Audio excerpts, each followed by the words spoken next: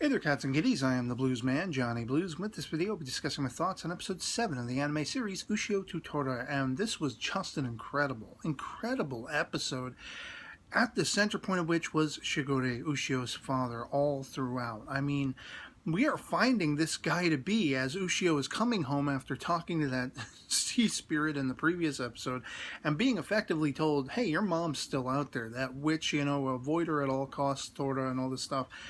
He wants answers. He wants Daddy to fill in the holes. He's questioning him. And the Pops is on the run once again.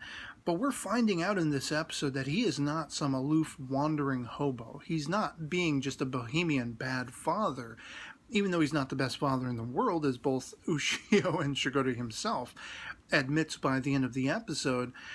He does have responsibilities, and apparently his wanderings are actually to do with hunting down and exterminating and sealing yokai spirits that are haunting other people.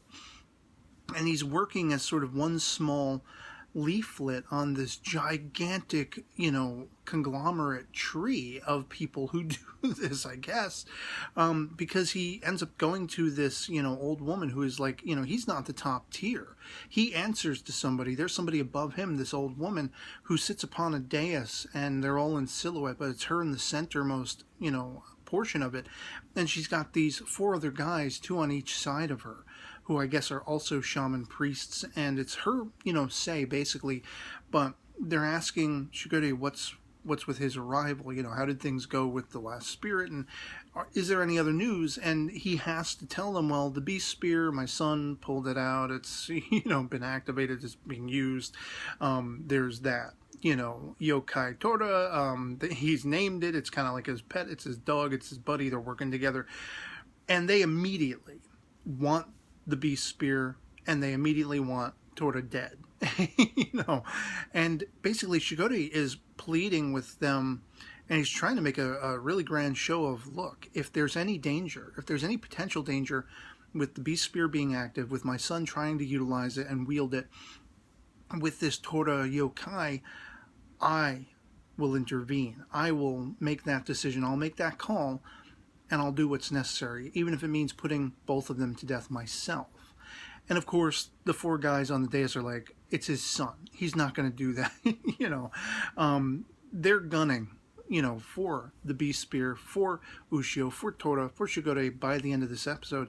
And there is some talk from the old lady who's, again, like the sort of centermost on the dais, who seems to be the boss, if you will, of this whole conglomerate, this whole yokai versus human conglomerate, I guess, or the other way around.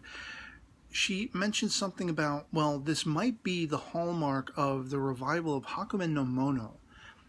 What is that? Who is that? Is that a person? Is that a thing? Is that like the end of Ghostbusters when the dick goes in and shuts the machine down and all the ghosts start, erupting out into the world, and something even greater, a portal that's even greater has opened, and, maybe it's a portal between the afterlife and the living world or something. Whatever it is, it spells ominous, fallout, basically. People are not happy about this. And there's some talk, again, from Shigure himself. He comes home, and again, he's being pointedly asked, by Ushio, what's going on with mom and this, that, and everything. He hands him money, and he's like, go traveling. You want to find out about your mother, you're going to have to go visit your uncle. You're going to have to follow the breadcrumbs and piece it together yourself, because it's weirder than you'll ever understand. And that's like mind-blowing in and of itself. But then you have these 4 guys show up, and a fight ensues, only after Shigure decides to put Tora to the test and see if this guy, this yokai, wields as much power as he says, but he'll also rein it in per Ushio's own warnings, And we see sort of the confirmation. Shigure finds out for himself what the viewer already knows, that these 2 are working together as a team, even though they are playfully adversarial still. They are unified to a point, and there is trust between them to a point. And Tora's basically saying over and over and over again in the episode, well, I'm haunting the boy. It's kind of his way of saying, I have an attachment to this kid, one way or the other, even if they're still going to be at odds to a point. That threat of, I'm going to eat you at some point, he's decided to hold off on that, and so there is a working dynamic, sort of friendship between them, or at least a partnership between them, and that's what Shigure puts to the test. But then these four guys show up, and you have to have Tora, Ushio, and Shigure sort of teaming up together. Ushio getting knocked out for the count pretty soon into it, and then it's Tora and Shigure themselves working together almost as a parallel to Ushio and Tora working together to fend off the attacks of these guys. And one of them is sent to basically go and focus entirely on Tora and exterminate him. And he's sealing him and all this kind of stuff. And Tora's like, look, I'm not your typical yokai. I'm not the yokai you've been dealing with for the last however many centuries.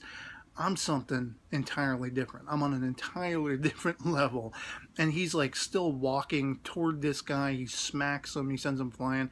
He doesn't kill one of them. Because as Shigure asks, why didn't you? It's because of Ushio's warning. They're working together. The confirmation is right there. And so by the end of this episode, Ushio is still pretty much primped to leave and go on this quest to find out the truth about his mother, but he's a little bit reluctant leaving his father with the trouble his father's going to be having to deal with.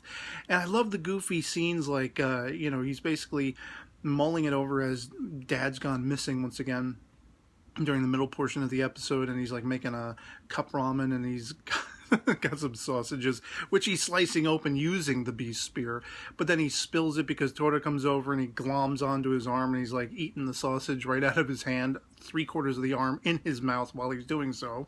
And then of course you have like when the father's trying to assure Ushio, go on this trip, I'll be okay, everything will be fine, and he sticks his finger up Ushio's nose, and he's got that goofy face, like being the goofy, aloof dad he's been thus far until this episode. I mean, in this episode, Shigure became a frickin' badass. With the revelations of all this stuff going on, I mean, I love this character. And I'm almost sorry that we're probably not going to see any more of him for a little while with this journey ahead of Ushio and Tora, who are going together, as we see by the end of the episode, to try to find out what is the story with Ushio's mother. Is she out there somewhere? And I'm wondering if this is going to be a situation where he finds her, but there's some kind of memory problem, or maybe she's been split up into different parts or something like that. There's going to be a twist coming. I just don't know what it's going to be, and I can't wait to find out. And I thought it was interesting that they're basically talking about all of this anti-yokai power is based in Buddha and Buddhism. And, from what I understand, Buddhism is something about positivity and about sort of, not dwelling on negativity and all that kind of thing. And I find that very intriguing. It's almost like positive force and positive energy versus negative energy, and being able to quell that negative energy with positivity. I just kind of like that message overall in what was a compelling, badass, frickin' just revelatory, awesome episode overall. And like I say, in the spotlight is Shigure himself, just coming to the fore as becoming one of my favorite characters in this series just by this episode alone, for all of those revelations, for all of that badassery and everything else. And then the way in which, even though he admits to himself he's not really the best of fathers, he does have Ushio's best interest at heart. And even Ushio had his own father's best interest. When these guys came on the attack, he was like, no, you're not messing with my dad. I'm not going to let that happen. So the idea that even though there is sort of a strained relationship, there is still a relationship between them both, father and son. And for Shigure to put aside the worries and the woes and what he just basically, the can of worms he just opened for himself with this conglomerate, and not quite following it to the letter, even though it was left, he was said by the old lady priestess boss that it was his decision, whatever call he made, they would have to adhere to. It seemed like these four guys were operating on their own maybe and going against that, because apparently they have people they found, air quotes, and have been training for the time that the beast spear becomes alive, awakens, or whatever. And it seems like this conglomerate has its own set of, goals that it wants to do, or plans that it wants to put into action. And so for Shigure to realize that he's kind of gone against that, or at least that may be the way he is perceived at this point. They may be gunning for him, and yet he still benevolently sends his son on to go find his mother. I just thought that was a really nice touch. So yeah, I mean, fantastic episode, phenomenal episode. Love to hear from you guys in the comments below what you thought of episode 7 of Ushio to Tora, if you've seen it, and you know, if you enjoyed it as much as I did. If not, why not let me know in the comments below if it fell flat for you, or if you were pumped as I was to see Shokugeki just being the badass and revealing to us that he's not this bohemian doof that we've been seeing up until this point. Let me know what you thought of the episode. So yeah, otherwise it'll be pretty much it for me on this. Hope this video finds you well, and I'll catch y'all later. Peace.